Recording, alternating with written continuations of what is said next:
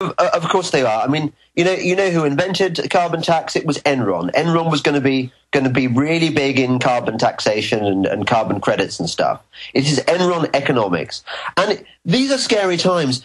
But if you actually consulted the people of Europe, even in Germany, most people do not want this stuff. They do not want a European socialist superstate. They do not want to be bailing out the Greeks. Most people in Europe actually want to be able to live their lives as they choose, free. Now, unfortunately, there is a class of bureaucrats, of Eurocrats, call them what you will, who have rigged the system with the banksters in such a way that people no longer have any democratic control over their lives.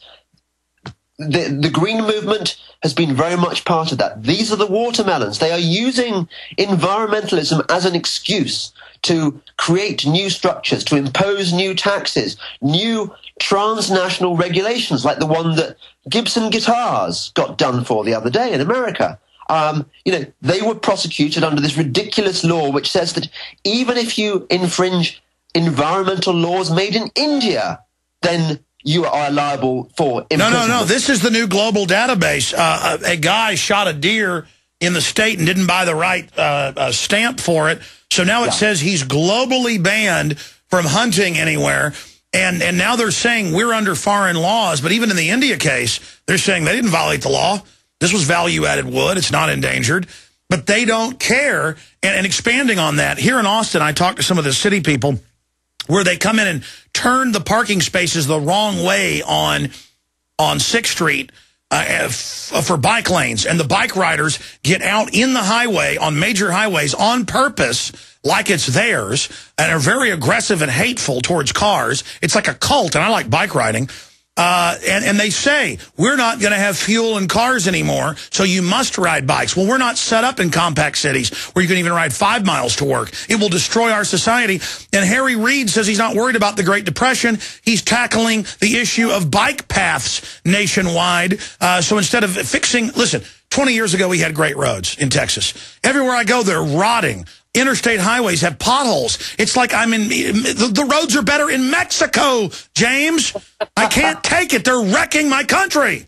Yeah, they're wrecking my country too. They're wrecking Australia, they're wrecking Canada, they're wrecking Germany, they're wrecking Spain. They are everywhere, and they are all part of the same problem. And it scares me. It really does. Well, that's the communist plan. Wreck society so you're dependent on government, but it's not a dirty little commie down the street. It's big mega bankers that are going to knock out all their competition and set up a world government that's already here. And I can't believe you've got children. I've got children. We've got to beat them. We've got to beat them. I worry all the time about my children. I worry, apart from anything else, I worry what my children are going to do for a job. Because we are moving into a future where if you have no economic growth, which is the watermelons plan, they don't like economic growth because it uses these things called scarce resources. Even though we have plenty of resources, we've got shale gas, we've got crathrates below the ocean, we have no shortage of power. But nevertheless, by destroying industrial civilization, which is what these guys want, they have created a future where there are no jobs, no future for our children. And yet they have the hypocrisy to tell us that they are doing it for the children, for generations unborn. Stay there. I want to do 10 more minutes with you, James. Then we're getting to calls, joining us via video Skype from London. I want to come back and play a planned-opolis video that they show kids in England. Now, this isn't a joke. People watch this and think this is a joke of a dystopic world where you've got to have credits to leave your house. No. This is, they're being open about it. We're going to come back and play this clip.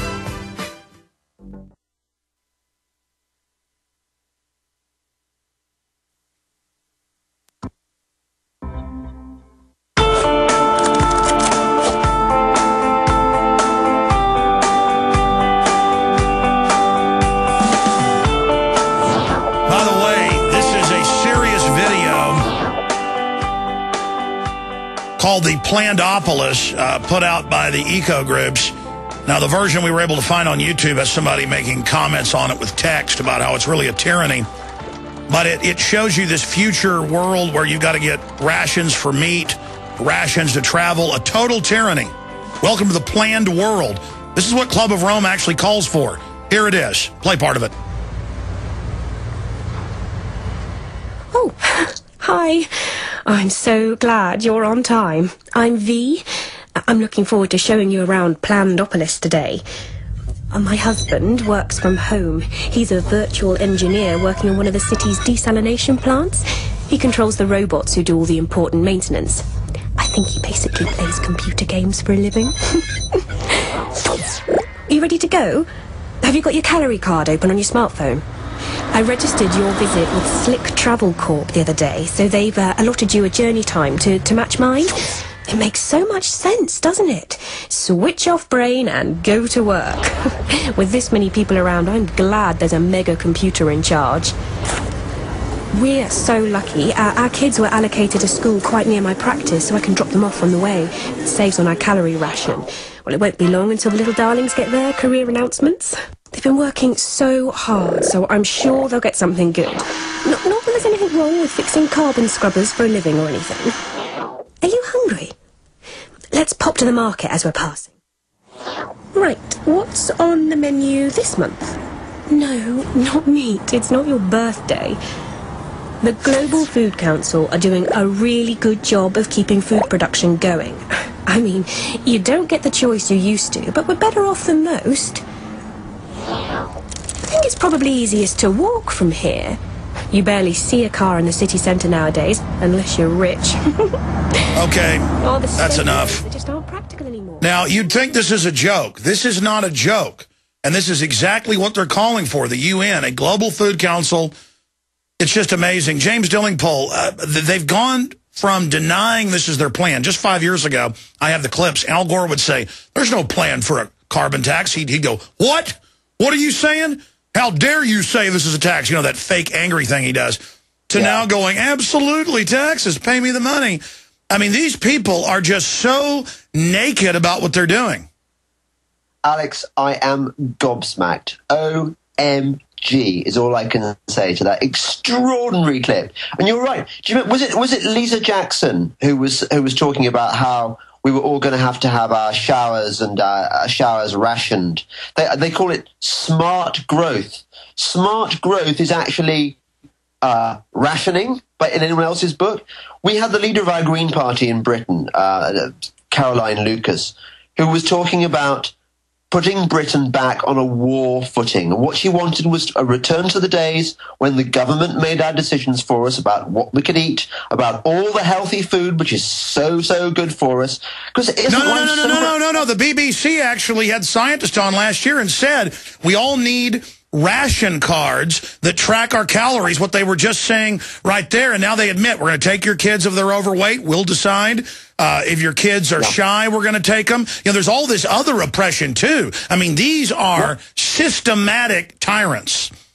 Yeah. And, you know, Alex, if you came over to Britain, I think you would be shocked by how abject the populace is now. So few people in this country are freaked out by what is going on. So many of them accept it as normal. In the same way, I imagine that after a time in Nazi Germany, people got used to all the rules and regulations and the disappearances and stuff. You know, it's one of the facts of life you just had to accept to get on. But these are worrying times.